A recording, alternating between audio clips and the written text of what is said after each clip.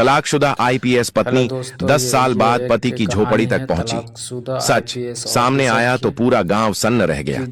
दोस्तों, यह कहानी है बिहार के वैशाली जिले के एक छोटे से गांव की। दोपहर का समय था। गांव की धूल भरी सड़क पर अचानक एक सरकारी गाड़ी आकर रुकी। लाल बत्ती, चमकती गाड़ी। गांव वालों ने एक दूसरे की तरफ देखा। सब समझ गए ये कोई आम आदमी नहीं है। गाड़ी का दरवाजा खुला। जैसे ही एक औरत बाहर उतरी, पूरा गांव खामोश हो गया।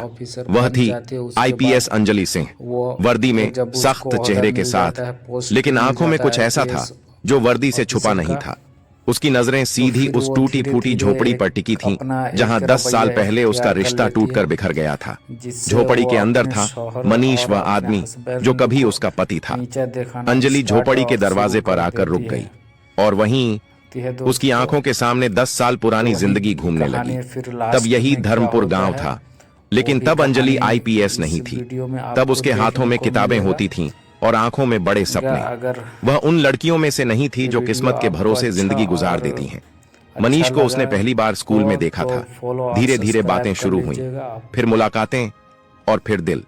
अंजलि ने अपने सपनों के बारे में बताया।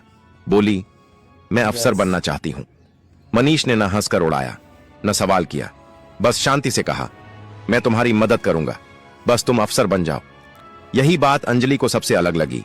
न शक, न रोक, सिर्फ भरोसा। धीरे धीरे प्यार हुआ और फिर शादी। शादी के बाद जिंदगी मुश्किल थी, लेकिन खूबसूरत। अंजलि रात रात भर पढ़ती। मनीष पास बैठा रहता, कभी पानी रख देता तो कभी किताबें। पहली बार जब अंजलि परीक्षा में फेल हुई, वह पूरी रात रोती रही।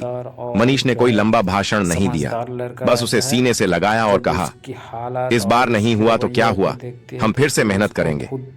दूसरी बार भी नहीं हुआ। गांव वालों के ताने शुरू हो गए।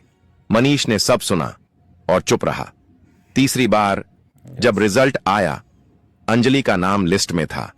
मनीष देर तक उस कागज को देखता रहा, फिर धीरे से बोला, अब तुम अफसर हो गई। उसकी आवाज में गर्व था, लेकिन यहीं से सब बदलने लगा। शहर, बड़ा घर, नई दुनिया। शुरुआत में अंजलि वहीं थी, मनीष को साथ रखती, उसकी इज्जत करती। लेकिन जैसे जैसे वर्दी का वजन बढ़ा, रिश्ते हल्के होते चले गए। ऑफिस की बातें घर तक आने लगीं। मीटिंग, कॉल, फाइलें। मनीष वहीं था, लेकिन अब वह बस पीछे छूटता जा रहा था। एक दिन अंजलि ने कहा, तुम ये गांव वाले कपड़े मत पहना करो। मनीष चुप रहा। दूसरे दिन बोली, मेरे सीनियर आते हैं, थोड़ा संभल कर रहा करो। मनीष ने बस सिर हिला दिया। धीरे धीरे अंजलि की झुंझलाहट बढ़ती गई और मनीष की खामोशी उसे चुभने लगी। उसे लगने लगा मनीष उसकी तरक्की में फिट नहीं बैठता। एक शाम अंजलि एक ऑफिशियल डिनर से लौटी। मनीष ने बस इतना कहा, तुम बहुत बदल गई हो।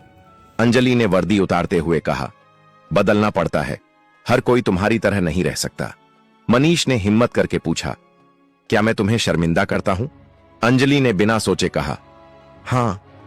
वह एक शब्द मनीष को अंदर तक काट गया। उस रात उसने खाना नहीं खाया और अंजलि ने नोटिस भी नहीं किया। फिर झगड़े आम हो गए। अंजलि को लगता मनीष उसे रोक रहा है, मनीष को लगता वह खुद को खो रहा है। एक दिन अंजलि ने साफ कह दिया, मैं इस रिश्ते को अब ढो नहीं सकती। मनीष देर तक चुप रहा, फिर बोला, तो छोड़ दो। उस आवाज में गुस्सा नहीं था, सिर्फ थकान थी।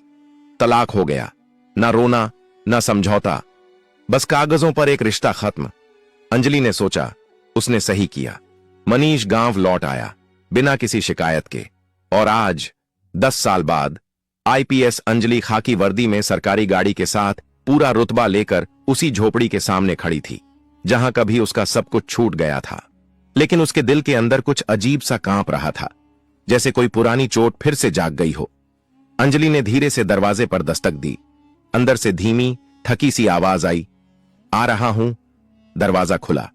सामने मनीष खड़ा था। वही मनीष, लेकिन बिल्कुल बदला हुआ।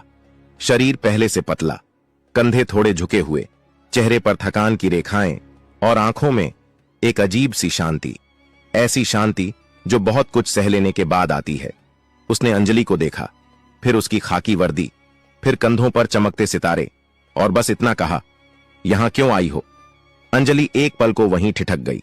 उसे लगा था मनीष उसे देखकर चौंक जाएगा, शायद नाराज होगा, शायद कुछ कहेगा, लेकिन वह ऐसे खड़ा था जैसे रोज किसी अफसर को इसी तरह देखते रहने का आदी हो। झोपड़ी के अंदर की दुनिया, झोपड़ी के अंदर हल्की सी धूप छन रही थी। मिट्टी का फर्श, एक कोने में पुरानी चारपाई, दीवार से टिकी एक टूटी सी कुर्सी। अंजलि ने चारों ओर देखा।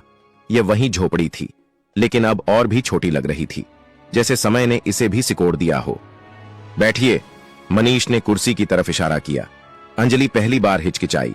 इतनी बड़ी अफसर होते हुए भी आज उसे बैठने में झिझक हो रही थी। वह कुर्सी पर बैठ गई, मनीष चारपाई के किनारे। और लास्ट में ये बोल रहा हूँ कि अगर वीडियो आपको अच्छा लगे, अगर आपको वीडियो अच्छा लगा हो तो आप मेरे चैनल को सब्सक्राइब कर लीजिएगा। मैं आप लोगों के लिए ऐसे ही वीडियो बनाता रहूँगा हमेशा। आप लोग मेरे चैनल को फॉलो और सब्सक्राइब कर लीजिए।